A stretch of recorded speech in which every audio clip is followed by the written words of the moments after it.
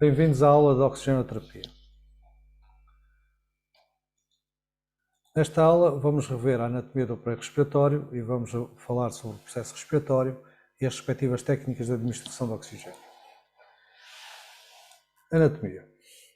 A via aérea divide-se em via aérea superior e via aérea inferior. No que concerne à via aérea superior, a lembrar, divide-se em cavidade nasal, cavidade oral, faringe e laringe, sendo que a laringe está posicionada no final da faringe, ou seja, na chamada laringofaringe ou orofaringe, e bem como a faringe é comum ao aparelho digestivo e ao aparelho respiratório, dividindo-se em nasofaringe, na parte que comunica com a cavidade nasal, orofaringe na cavidade oral e, como eu já disse, a laringofaringe ou orofaringe, aquela que é a parte inferior que se comunica com a laringe.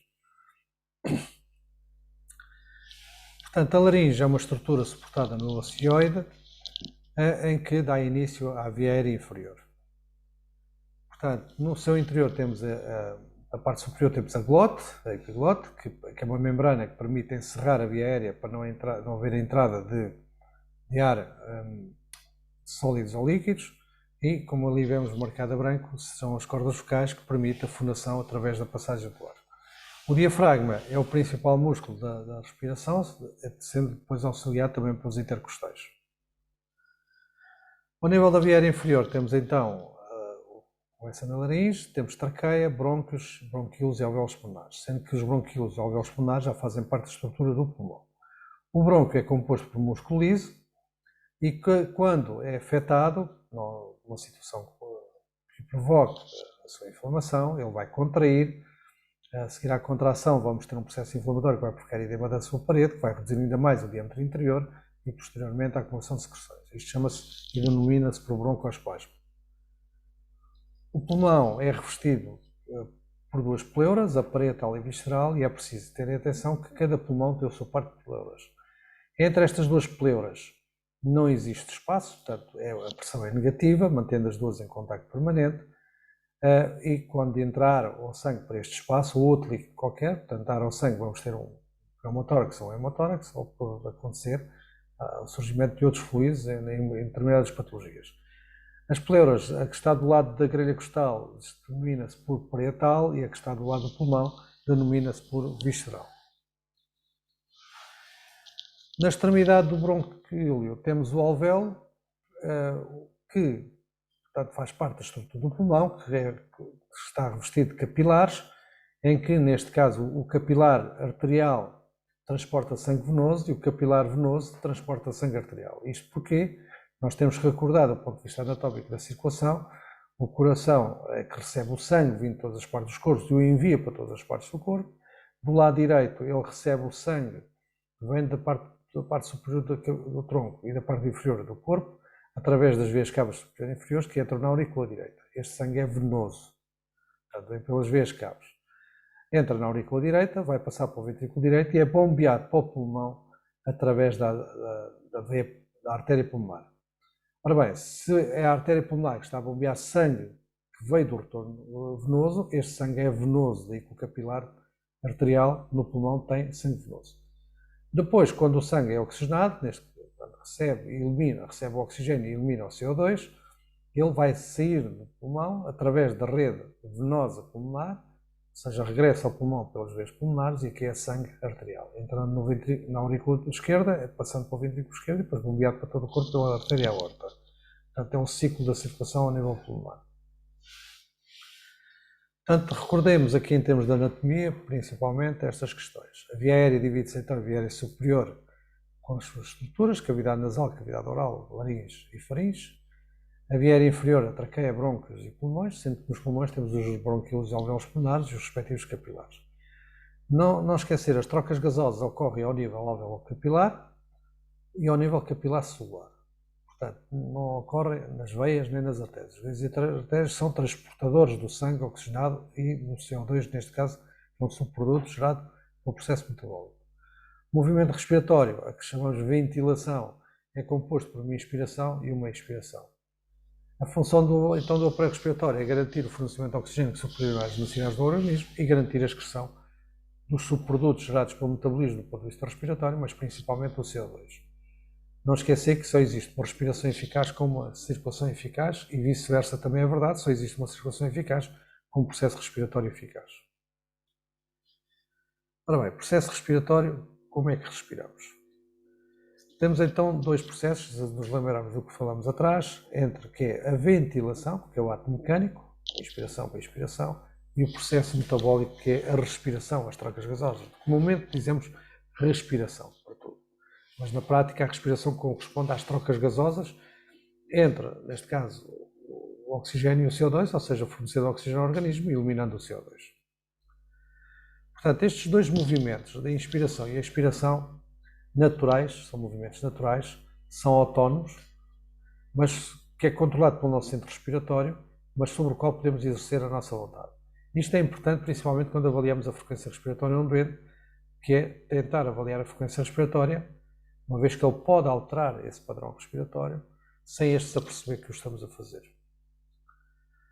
Ora bem, este movimento é feito pelo auxílio dos intercostais e do diafragma, em que a sua função vai permitir o aumento do diâmetro vertical do tórax e do plano anteroposterior, permitindo assim a insuflação, ou seja, a inspiração.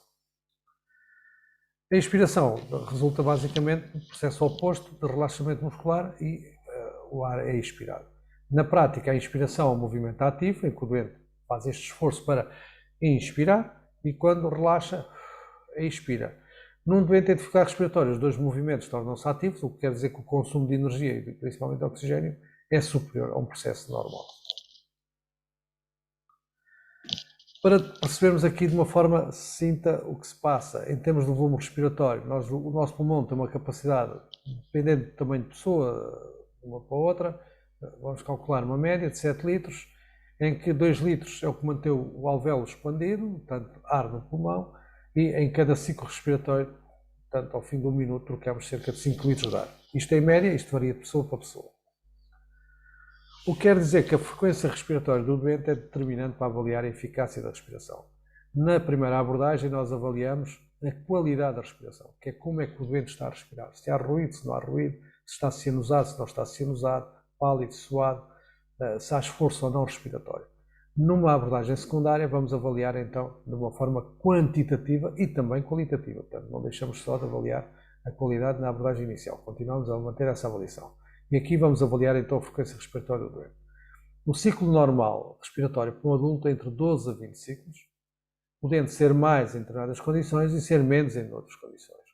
Em repouso, normalmente a nossa frequência respiratória estará entre os 8 e 10 ciclos e em esforço estará acima dos 20 ciclos, sendo que a partir dos 30 ciclos por minuto ela se torna-se ineficaz. Da mesma forma, quando a frequência respiratória baixa de 10 a 8 ciclos, deixa de ser eficaz. O doente necessita de ser ventilado. E, em ambos os casos, necessitam de apoio para poderem respirar como deve ser. E é fácil perceber isto. Se nós sabemos que, em média, trocamos 5 litros de ar por minuto, se eu dividir o volume médio de 5 litros por 10 ciclos respiratórios, podemos dizer que em repouso temos cerca de meio litro de ar. Portanto, em cada ciclo respiratório, inspiramos cerca de meio litro de ar e expiramos outro meio litro de ar. Se tivermos em esforço, por exemplo, a 20 ciclos, verificamos que o mesmo volume respiratório, de 5 litros, vai passar a ser de menos de 250 ml de volume em cada ciclo respiratório, o que, logicamente, pode não fornecer a quantidade de ar suficiente para garantir as necessidades de oxigênio. Portanto, e aqui o doente também pode precisar de aporte de oxigênio ou até mesmo de ser ventilado. Portanto, uma frequência inferior a 10 normalmente resulta em situações de pressão do centro respiratório.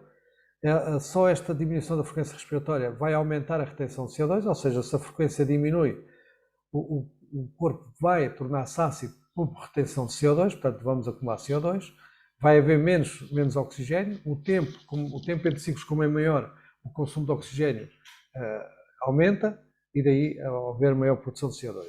Portanto vamos ter uma situação de hipercapnia em resultado de uma acidose respiratória. Se a frequência for muito elevada, o volume inspirado pode até fornecer oxigênio, mas vai eliminar excesso de CO2.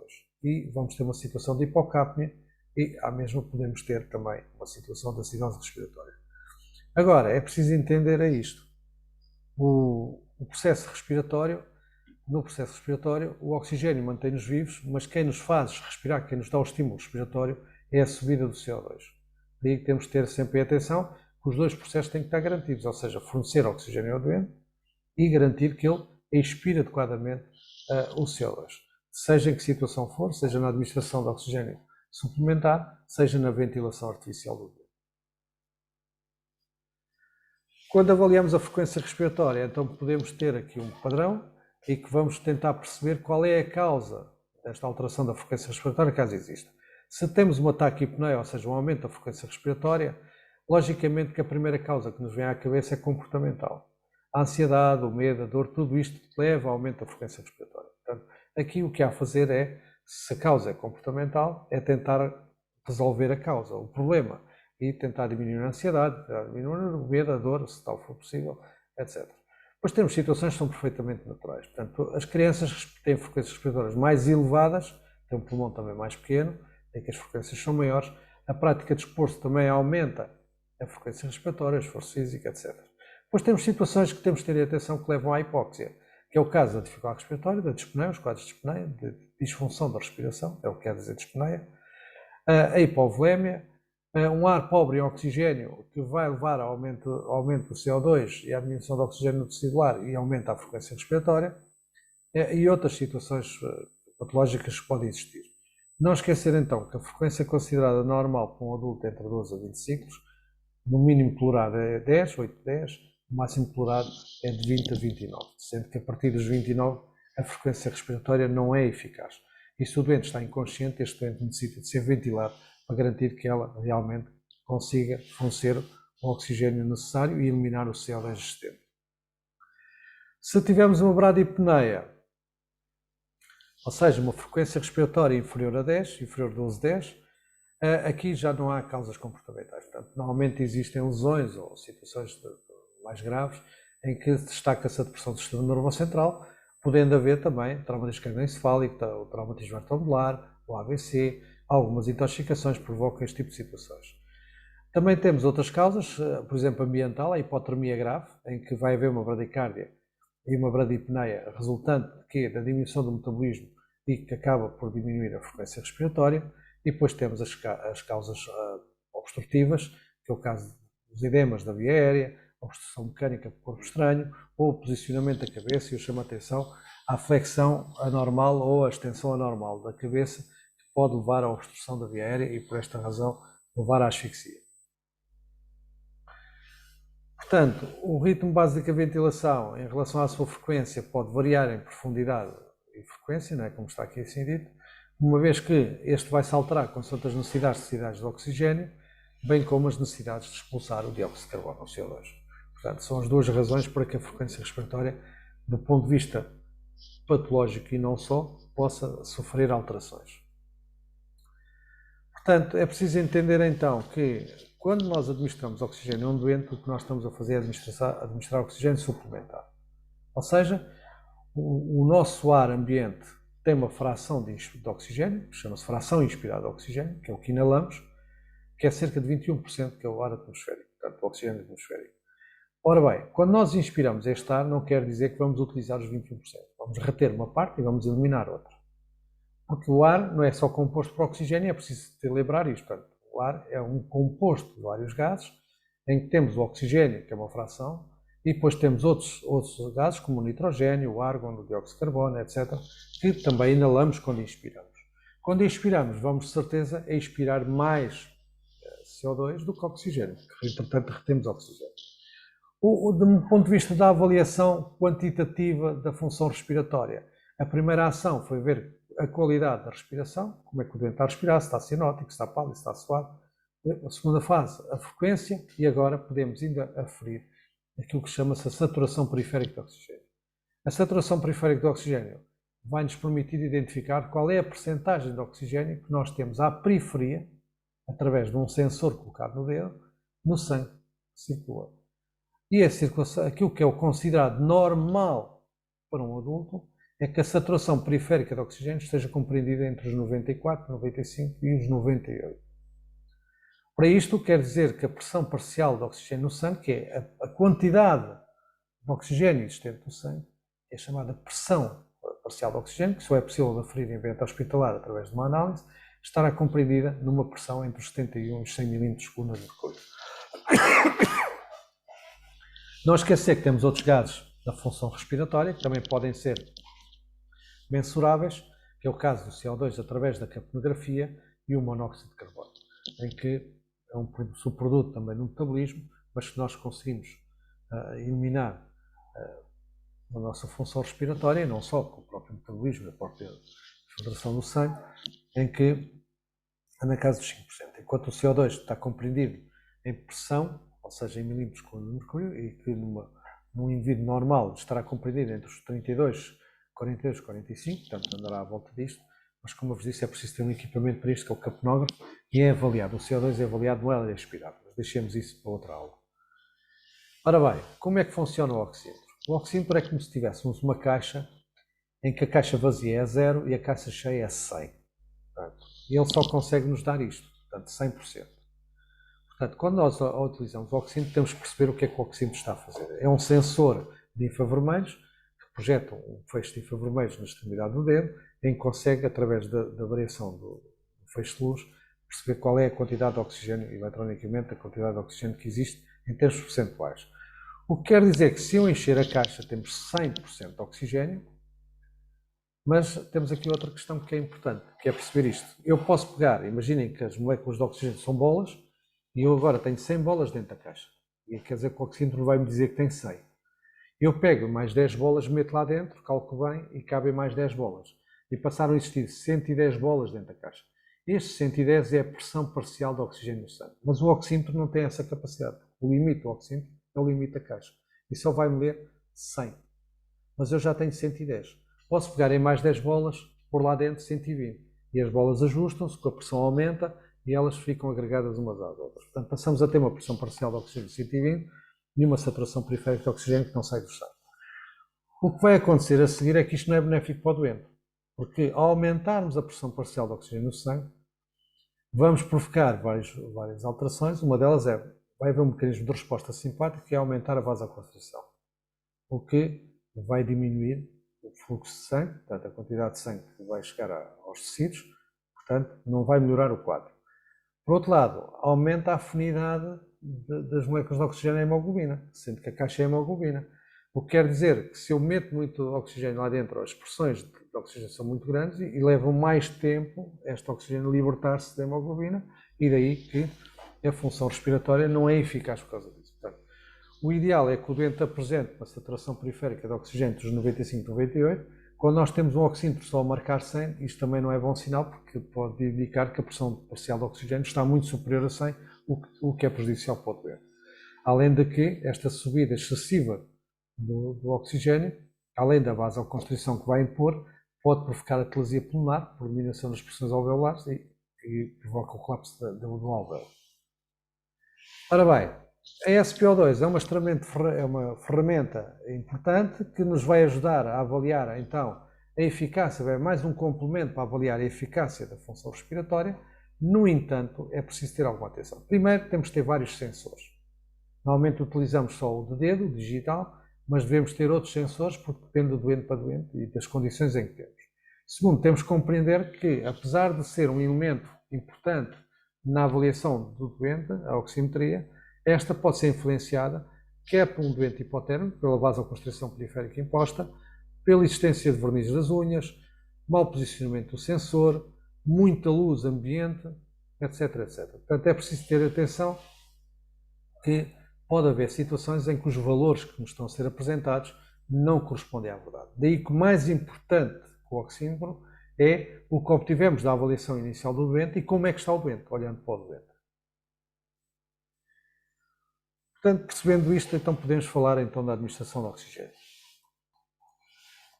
A falência respiratória pode ser aguda ou crónica, ou seja, ser súbita ou ser gradual, por exemplo, nos doentes com patologia respiratória de base, pode, e se não for corrigida, levar à paragem ventilatória e, consequentemente, à paragem cardiorrespiratória. Daí que é uma emergência que tem que ser tratada, resolvida em tempo útil. O primeiro, para nós percebermos, quando temos uma situação anormal, temos que perceber o que é uma situação normal. O que é uma respiração eficaz? Ou seja, uma respiração eficaz é olharmos para o doente, ele apresenta uma frequência respiratória entre 12 a 20 ciclos, é um intervalo normal, a expansão torácica é adequada, não há sinais de esforço, como a tiragem, retração costal, que resulta de quê? De uma inspiração forçada, não existir alterações de nível de consciência, porque os nossos neurónios precisam do fornecimento constante de oxigênio, quando este não ocorre, o nível de consciência decresce, a pele não sofre alterações, ou seja, apresenta-se rosada, não se apresenta pálida, nem suada, nem cianótica. A frequência cardíaca vai responder então de uma forma normal, apresentando-se entre os 60 e os 100 batimentos por minuto. O pulso é regular e a SpO2 estará acima dos 95, normalmente, como já falamos atrás, entre os 95 e os 98. Só existe uma respiração eficaz com uma circulação eficaz e só existe uma circulação eficaz com uma respiração eficaz. Não esquecer isto. Daí que temos que olhar sempre, se queremos falar de um processo respiratório eficaz, temos que ir falar um pouco também da circulação. A perfusão é a quantidade útil de oxigênio que chega aos tecidos. Esta está dependente, então, de uma função respiratória adequada, não é só da função respiratória. Portanto, precisamos ter um volume de sangue constante e que preencha o espaço vascular e lembrar que o volume de sangue é uma constante. Portanto, se nós perdemos sangue, perdemos capacidade de transporte de oxigênio. Da mesma forma que os vasos, como são dinâmicos, ou seja, ora dilatam, ora contraem, se tiveres uma vasodilatação excessiva, vamos ter mais espaço para o volume de sangue existente, o que a qualidade de transporte diminui. Se tivermos uma vasoconstrição excessiva, vamos ter uma diminuição do fluxo, um aumento da pressão, que aumenta a velocidade de transporte, que também não vai beneficiar as trocas. É preciso que haja um coração que bombeie com a força adequada, que vença a resistência vascular, numa frequência, ou seja, que tenha a sua contração num intervalo adequado, que normalmente na frequência cardíaca para o adulto em 60 a 100 batimentos por minuto, e num ritmo regular. O intervalo entre contrações seja igual entre todos. Daí que o ritmo é fundamental e a frequência é fundamental. Se nós tivermos uma frequência muito elevada, o débito diminui, e se o débito diminui, a capacidade de transporte de oxigênio também diminui. Se temos uma frequência muito lenta, o intervalo entre batimentos é muito grande, em que a pressão gerada e que consegue vencer a resistência vascular vai diminuir no intervalo e perdemos essa capacidade. Essa pressão chama-se pressão arterial média. Portanto, outra questão é a regularidade do ritmo. Se olharmos este exemplo, nós temos aqui uma tira de ritmo, que corresponde hipoteticamente a 1 minuto, em que temos aqui 1 QRS, 2 QRS, 3 QRS, 4, 5, 6, 7, 8 QRS. No entanto, só estes QRS, que são 1, 2, 3, 4, 5, são QRS que correspondem a batimentos que geraram débito. Geraram débito e pressão. Portanto, e se olharmos a representação gráfica do débito e da pressão, verificamos que quando este batimento cai, a pressão cai, porque é uma extrasístole que não gera débito. Portanto, não tem capacidade para o coração contrair e bombear, mas quebra o ciclo de regularidade. Aqui temos outra e aqui temos outra. Portanto, cada vez que isto acontece, o débito tende a cair. O que quer dizer que a pressão média, que é a relação entre a frequência e a pressão gerada, vai diminuir ao longo do tempo, quanto mais irregular for o ritmo. Ora bem, quando nós falamos também de oxigenar, temos que falar da reanimação. Portanto, e quando nós reanimamos um doente, e hoje aquilo que se defende em particular é maior ênfase nas compressões torácicas e menor ênfase na ventilação, e porquê? Porque realmente as trocas estão dependentes de haver pressões. Portanto, se não houver pressões sanguíneas, não há trocas, quer ao nível alveolar capilar, quer ao nível capilar celular. Daí que a atividade cardíaca é fundamental para o processo respiratório. Quando nós exercemos compressões, nós temos que exercer compressões de forma ritmada, baixando o tórax na profundidade adequada, para que façamos um débito, façamos aquela compressão gerar um débito que permita preencher o espaço vascular na pressão que permita a ocorrência de tórax, ou seja, que gere uma pressão média de forma adequada. Ora bem, olhando a este exemplo, nós verificamos aqui várias questões. Primeiro, a pressão média a partir do qual existe perfusão é a partir dos 60. Portanto, quando a pressão média baixa dos 60 mm coluna de mercúrio, deixa de haver trocas. O que quer dizer que, quando nós começamos as compressões, começamos do zero, a pressão média é zero, com o ciclo de compressões ela vai subindo até atingir os 80. Daí que hoje se recomenda fazer 30 compressões torácicas. Quando, por exemplo, paramos as compressões para fazer as insuflações, uma situação de paragem cardiorrespiratória, verificamos que a pressão média vai decair. Ou seja, quanto maior for o intervalo entre ciclos, menor é a pressão média, até que deixa de haver pressão para haver trocas. Este intervalo não deve ser inferior, ou seja, superior a 5 segundos, no máximo 9. Ora bem, daí que está recomendado hoje para a reanimação, para ter sucesso, duas questões que são fundamentais. Uma é, devemos fazer ciclos de compressões, baixando o tórax 5 cm, não mais que 6, isto no caso do adulto, a uma frequência de 100 compressões por minuto. Isto é, se eu tiver só a fazer compressões, deve ser 100 compressões por minuto. Não é? Baixando o tórax 5 a 6 cm no máximo. E lá está, fazendo as compressões. Só devemos fazer a pausa para as insuflações se eu for capaz de fazer uma insuflação eficaz e rica em oxigênio. Isto determina aqui duas coisas que são fundamentais para o processo de reanimação e para o sucesso da reanimação. Uma é, eu devo fazer compressões até ser possível nós temos então uma via aérea assegurada e um processo oxigenatório eficaz. Caso não tal seja possível, nós devemos manter as compressões até que alguém consiga manter uma via aérea eficaz e fazer ventilações com oxigênio a 100%. Portanto, isto é fundamental. Ou seja, resumindo, só devemos fazer interrupções das compressões caso exista condições para fazer uma ventilação eficaz ao doente. Ou seja, quando eu consigo fazer as insuflações com qualidade e de forma eficaz, então passamos as compressões para ciclos de 30 compressões para 2 insuflações. Portanto, só assim é que nós conseguimos garantir uma perfusão eficaz e um fornecimento de oxigênio eficaz ao doente em situação de paragem cardiorrespiratória. Esta pressão média, vocês podem obtê-la na monitorização do doente através da pressão arterial, em que vem no intervalo entre a PAM, entre a sistólica e a diastólica, aparece lá uma designação PAM ou MAP, que é a pressão arterial média, e já sabem então, tem que estar acima dos 60 para haver trocas gasosas. Daí que a reanimação, aquilo que se recomenda em termos de algoritmo, é, ou seja, procedemos à abertura da via aérea, é o processo natural, portanto, se o doente está inconsciente, vamos fazer a abertura da aérea, vamos verificar se ele respira, não respira ou não tem uma respiração de qualidade, então passamos automaticamente para as compressões. O ideal é que tenhamos um desfolhador automático externo disponível no imediato e, se este existir, a prioridade é aplicar o desfolhador. A seguir, então, um segundo elemento da equipa, então vai proceder ao tratamento da via aérea e adaptar o insuflador, conectar o oxigênio a 100% e a partir daqui os ciclos passam para ciclos de compressões de 30 compressões seguidas para 2 insuflações. Salvaguarde que o processo de compressão é extremamente importante para uma circulação eficaz e uma respiração eficaz. Daí que as compressões devem ser feitas de forma ritmada, a um ciclo de 100 a 120 no máximo por minuto, baixando o tórax 5 cm, não mais que 6. Caso estejam disponíveis um compressor torácico, este só deve ser aplicado em reanimações prolongadas e principalmente quando há necessidade de transportar o doente. Assim, podemos pensar então o que é que pode levar a uma respiração eficaz e relembrar que um processo respiratório eficaz vai levar à paragem cardiorrespiratória, se não for corrigido entretanto.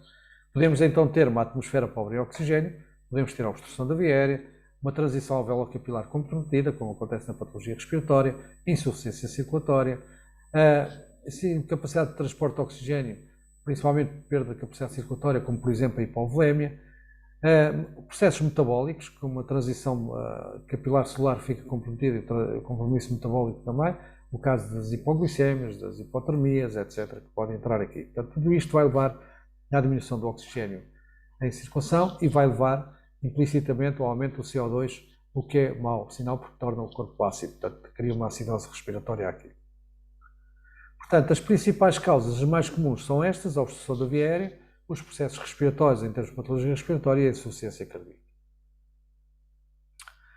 Portanto, as consequências de uma hipóxia grave vai dar origem a uma perfusão dos tecidos, portanto, ou seja, eles não recebem a quantidade de oxigênio que são necessários, instala-se a acidez metabólica, que vai dar origem a um mau funcionamento cardíaco, provocando arritmias também.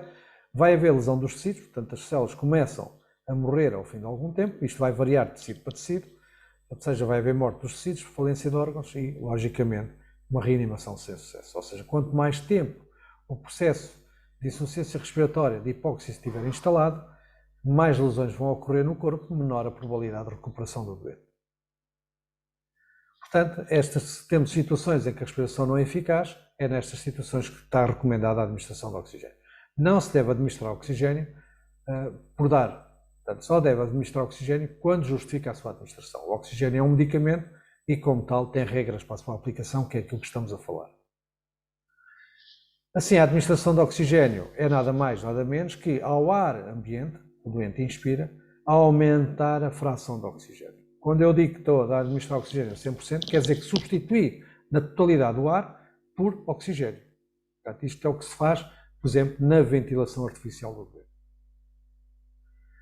Assim, a administração dos valores de oxigênio tão dependentes da oximetria do doente e da situação clínica do doente, recorda que a oximetria é importante, mas é importante a frequência respiratória e como é que o doente está, ou seja, como é que ele está a respirar, como é que está a sua pele, como é que está o seu estado de consciência e também a oximetria, mas não esquecer todos os outros elementos, incluindo a frequência respiratória.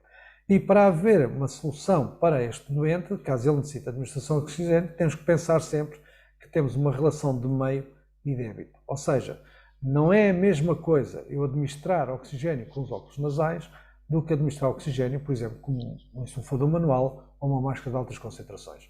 Portanto, há aqui variações que são importantes e tem que se reter isto. Portanto, não esquecer que a administração excessiva de oxigênio a um doente pode levar à vasoconstrição anormal e provocar maior déficit respiratório, ou pelo menos uma circulação que não é tão eficaz, e pode provocar a atresia pulmonar, ou seja, o colapso do alvéolo, o que também não vai contribuir em nada para a melhoria do doente. Portanto, não esquecer isto.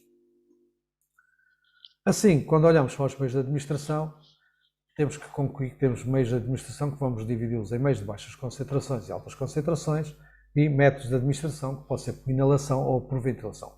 Nestes dois últimos, por inalação, o doente é capaz por si de inspirar e receber o oxigênio. Por ventilação, nós temos que forçar a entrada do ar oxigenado para poder saber as trocas. Não esquecer que só existe um processo respiratório se houver um processo circulatório eficaz. Portanto, não é só administrar oxigênio no doente que resolve um problema, é preciso também perceber e atuar sobre a componente circulatória.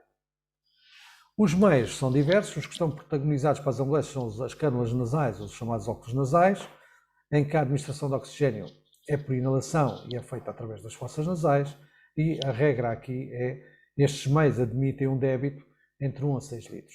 São meios de baixas concentrações. Aqui, mais ou menos, cada litro aumenta ou incrementa em termos de fração inspirada de oxigênio cerca de 2%. Portanto, e o limite máximo que ele vai atingir é aos 6 litros, é aos 44, 47%. Portanto, não adianta pôr 10 litros aqui neste dispositivo, até porque vai magoar o doente, vai ser prejudicial para o doente e não vai trazer benefício nenhum para o doente. Depois temos os meios de baixas concentrações, no caso da máscara simples, em que admite débitos de 6 a 10 litros, em que o máximo da sua eficácia é aos 10 litros, em que a fração inspirada de oxigênio vai variar entre os 35% e os 60%. Portanto, não adianta aumentar aqui a fração, a percentagem de oxigênio a habitar, ou seja, o débito do oxigênio, porque não vai melhorar a eficácia do meio. Portanto, este é o seu limite. Atendendo que a máscara simples faz uma mistura de ar e oxigênio, daí que as frações inspiradas não aumentam mais do que isto. Depois temos os meios de altas concentrações, estes aproximam-se já dos 100%. Em que aqui temos que compreender que admitem débitos de 12 a 15 litros, lá está, a sua eficácia vai variar em termos de fração inspirada entre 60 a 100, até porque como não é completamente estanque, não vai haver uma percentagem de 100% no global. Daí que é preciso entender então que no meio de baixas concentrações há sempre uma mistura de ar mais oxigênio. Neste caso temos uma máscara com filtro EPA, que é recomendada para as doenças infectocontagiosas, mas uma máscara simples é a mesma coisa, a diferença é que temos aqui uma válvulazinha em que entra ar e sai ar, portanto é aberta. No caso da máscara de altas concentrações, temos que compreender que quando nós admitimos aqui o oxigênio, este oxigênio vai insuflar esta câmara, portanto este saco, e que vai, logicamente, quando o doente inspira, ele não vai buscar oxigênio à admissão, mas vai buscar oxigênio ao saco. Portanto, quando ele inspira, ele aspira, o oxigênio está no saco e vai haver outro fator que tem uma válvula unidirecional que fecha e o doente, quando inspira, não deixa entrar ambiente e o doente vai inspirar obrigatoriamente o ar que está no saco. E vamos ter aqui uma saturação aproximada de 100%, ou seja, uma fração inspirada de cerca de 100%. Quando ventilamos um doente, normalmente iniciamos um processo ventilatório com máscara, não é? A via aérea tem que estar primerizada, neste caso, com uma cânula orofaríngea ou nasofaríngea, ou outro dispositivo supraglótico, como uma máscara laríngea, ou mesmo o doente entubado. Deve-se utilizar sempre um filtro EPA de proteção, vai proteger o doente de qualquer contaminação do ponto de vista do ar que estamos a insuflar, mas também protege os equipamentos e, neste caso, vocês próprios, de qualquer efeito contagioso com qualquer bactéria que venha do ponto do doente no seu ar expirado, bactérias ou vírus, de que deve-se usar. Neste caso, estamos a usar um mecanismo de fixação da máscara à face, pode ser usado em qualquer doente, ou pode ser afixada à máscara à face através das mãos, como irão fazer depois nas componentes práticas. Recordar que tem que ter diversos insufladores nas vossas ambulâncias consoante o tipo de doente, ou seja, temos que ter insufladores para adulto, criança e neonatais, e acompanhar estes insufladores dos respectivos dispositivos de ventilação, ou seja, no caso das máscaras, diversos tipos de tamanhos de máscara. Portanto, não esquecer esse processo. Neste caso, o doente não ventila por si, somos nós que temos que forçar a entrada do ar, daí que é um método ventilatório. Outra componente que é importante na oxigenoterapia nós temos em linha de conta, que é se temos oxigênio disponível para o transporte do nosso doente. Usa-se uma fórmula de cálculo, neste caso, que é pegarmos na pressão, que é o que o manómetro da vossa garrafa de oxigênio indica, vezes a capacidade em litros da garrafa, que vem lá indicado, e depois sobre o débito. Vamos dividir estes valores do resultado desta multiplicação sobre o débito que estamos a utilizar. Aqui vamos utilizar um débito de segurança de 20 litros e recomenda-se, porquê os 20 litros? Normalmente o limite máximo dos bitómetros é de 15 litros, possivelmente terão que aumentar no futuro devido às novas técnicas, mas 20 litros porquê? Porque facilita-nos as contas e estamos aqui a dar alguma margem de segurança para as perdas. Portanto, eu seguindo aqui um exemplo, se eu tiver uma garrafa, por exemplo, que está carregada a 200 bares, que é o caso de uma garrafa nova, que foi carregada há pouco tempo, as garrafas de oxigênio carregam a 200 bares, e tem uma capacidade de 20 litros, que é o tamanho das garrafas grandes que estão indicadas para dentro das ambulâncias. Se eu multiplicar 200 por 20, vamos ter cerca de 4.000. A seguir vou dividir pelo débito máximo de 20 litros e, logicamente, eu sei que tenho 200 minutos disponíveis de oxigênio, o que corresponde a 3 horas e meia, 3 horas e meia de disponibilidade de oxigênio. Isto é fundamental e deve ser sempre feito, esta conta na entrada de turno, para garantirmos que temos oxigênio disponível para o transporte. Doentes com necessidades especiais e o que é que podemos fazer? Então temos aqui casos particulares. Temos os doentes estomatizados, em que relembrar que estes doentes não têm laringe se for um estomatizado definitivo, portanto o estômago corresponde, vai ligar diretamente à traqueia, portanto uma patologia qualquer. Os doentes que podem ter um estômago provisório, portanto, por exemplo, doentes têm que ser ventilados durante muito tempo para proteger a laringe, isso também é um procedimento que é feito mais de base hospitalar. Portanto, estes doentes normalmente usam uma cânula. Esta cânula são duas cânulas, uma cânula exterior que mantém a proteção do estômago, uma cânula interior. Já falaram isso na aula de abertura da via aérea, portanto, se necessitar de aspirar, deve retirar a cânula interior para a remoção das secreções. Se o doente não tiver cânula, temos ali o estômago que num doente terá que utilizar. Portanto, estes doentes em termos de via aérea, nós podemos ventilar diretamente, temos que ventilar diretamente no estômago, portanto não vale a pena fazer aqui qualquer ventilação através da face do doente, ou seja, boca-nariz, porque ele não tem uma via aérea superior para isso. Portanto, podemos ventilar o doente adaptando o insuflador à cânula ou adaptando uma máscara, normalmente uma máscara mais pequena, uma 0, uma 1, ao estômago e ventilar o doente. E não esquecer isto. Em termos de administração de oxigênio, também existem máscaras específicas que se adaptam anatomicamente ao pescoço para facilitar a administração de oxigênio ao doente.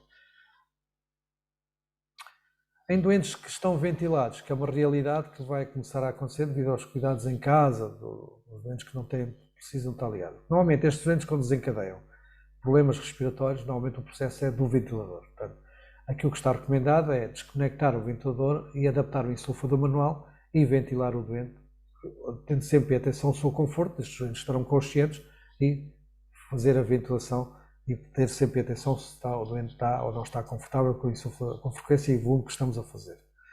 Aqui neste caso temos que ter muita atenção ao oxigênio disponível. Imaginem que temos que ir daqui ao Porto, são 3 horas, imaginem que eu só tenho uma garrafa de oxigênio que está carregada a 200 bares, novinha, não é? É a única que eu tenho disponível, é uma garrafa de 20 litros, em que agora vou fazer a conta a 40 litros e vejo que eu só tenho oxigênio para 100 minutos, ou seja, 1h30.